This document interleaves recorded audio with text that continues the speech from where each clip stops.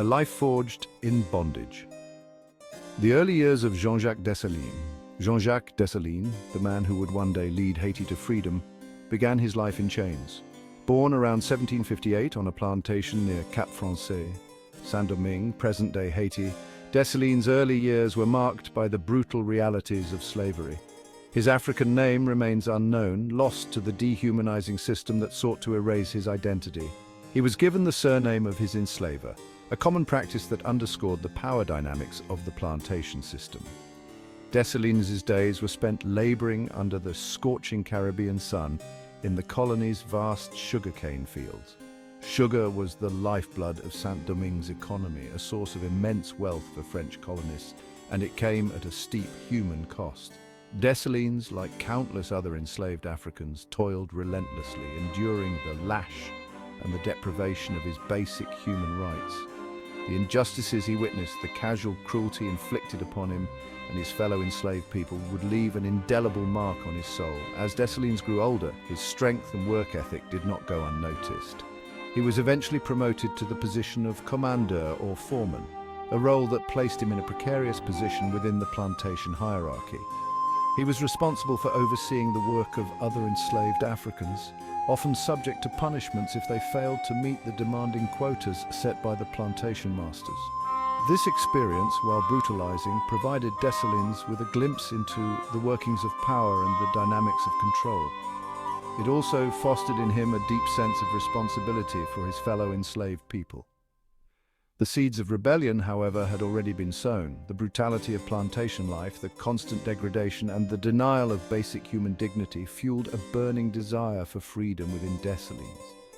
The stories of resistance whispered among the enslaved, tales of marronage, escape to the mountains, and covert acts of sabotage spoke to a spirit of defiance that refused to be broken. Dessalines, hardened by his experiences, carried these stories with him, waiting for the moment when the chains of oppression would finally be shattered. From plantation to battlefield, the making of a revolutionary. His experiences as a foreman, while fraught with complexities, provided Dessalines with valuable skills. He learned to navigate the brutal intricacies of the plantation system, understanding both the language of the oppressors and the unspoken communication amongst the enslaved. This understanding would prove crucial in the years to come.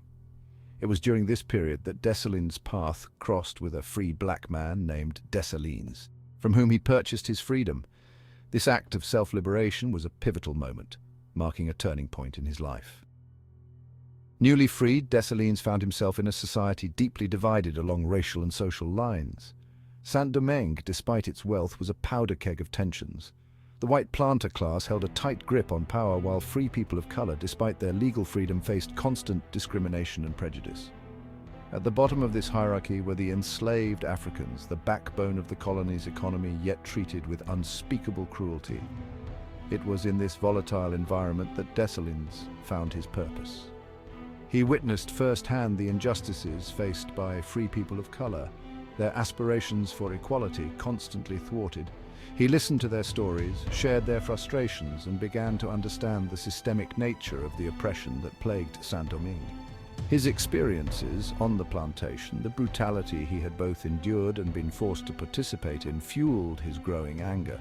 As tensions escalated across the colony, whispers of rebellion began to turn into organized resistance. Secret societies emerged amongst the enslaved, plotting uprisings and planning their liberation. Dessalines, with his first-hand knowledge of the plantation system and his growing network of contacts, found himself drawn to these clandestine movements. He recognized the need for a united front against the colonial power structure, a force that transcended the divisions between enslaved Africans and free people of color. The fight for Haitian liberation was about to begin, and Dessalines was ready to answer the call.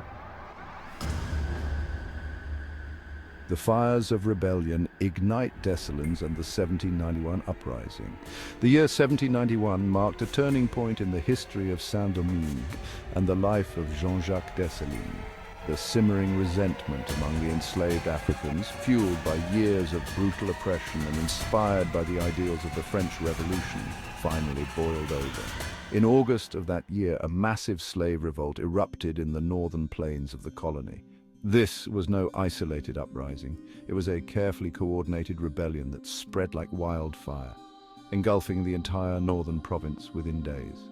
Dessalines, now a free man but still bearing the scars of his enslavement, immediately joined the ranks of the rebels.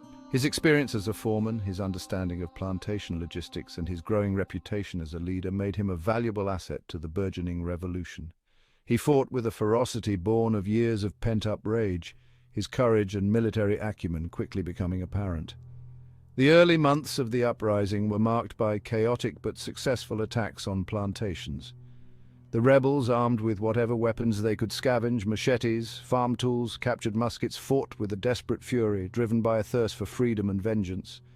They burned down plantations, killed slave owners, and freed thousands of their brethren. The colony, once a beacon of French colonial power, was plunged into chaos. Dessalines played a pivotal role in these early victories. He rallied his fellow revolutionaries, urging them to fight for their freedom with every fiber of their being.